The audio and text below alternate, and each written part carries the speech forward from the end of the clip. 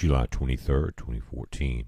I went back and looked at all the images that I had from SCHUMMAN, and some say they're taking these images down. I haven't been back over there, but I went back into my recordings, and I want to go through this. There's actually 2 frames where the rings are exposed, and I had a lot of comments and links to the Schumann resonance frequency, and I've done several videos on that, but these are the 2 images. One, you see that we get the top view.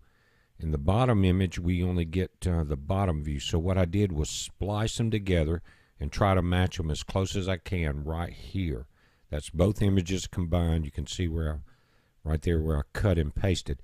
But it gives us an overall view of this particular event. Very strange. And I'll go over the some of the information from the Schumann resonance. Now, guys, you know that from the other videos, it's I think 7.58 hertz or cycles per second is a resonant frequency that the sun emits, that the earth absorbs, and that it transmits to the lower atmosphere via lightning. In other words, the electrical energy stored when the solar rays hit the outer ionosphere of the earth has to be translated. It has to go from positive to negative, and it really starts from the upper atmosphere through sprites. The sprites come down to the top of the thunderstorm clouds, then there goes your lightning. But the Schumann resonance is a very intriguing study because they say it's also the resonance of the human body. But we've never seen images like this before. And again, this is both combined. There's 20 circles that I can count in this image. But guys, you've seen several dozen SCHUMMAN videos that I've done. Nothing has ever appeared like this. And again, it could very well be tied into the Schumann resonance. I'm going to go to some of the charts that we have available. The U.S. is shutting down a lot of their sites, but Russia has not shut down all of their graphs from their space satellites. But check this out. That's amazing images. No way you can say it's a lens flare or anything else. Now, this is called the 3rd Schumann resonance in hyperdrive. Check the chart out. It's been measured. This is not one of today's charts. I'm going to show you one that is active.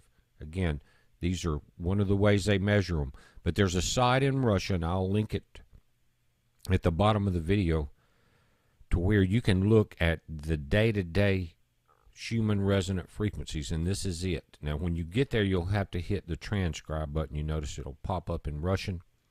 But this is called the Schumann resonant frequency. If you haven't seen the other videos, guys, just Google the information about Schumann resonance. It's very intriguing, back all the way to Tesla. But look at in the far left, that started out on the 21st. That was a Schumann resonance all the way on the left.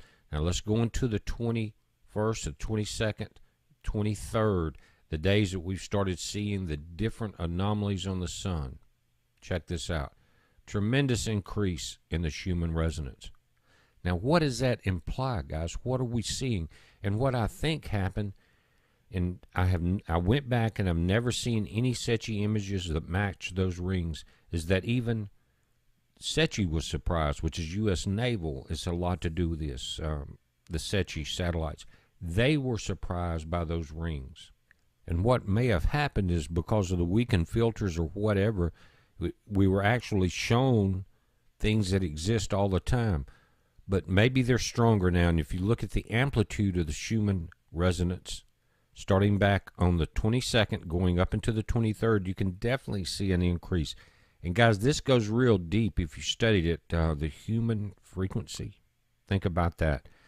The ELF, or extremely low frequency, that we're dealing with here. There's a lot of implications. I won't go into all of them, but it definitely can affect humans.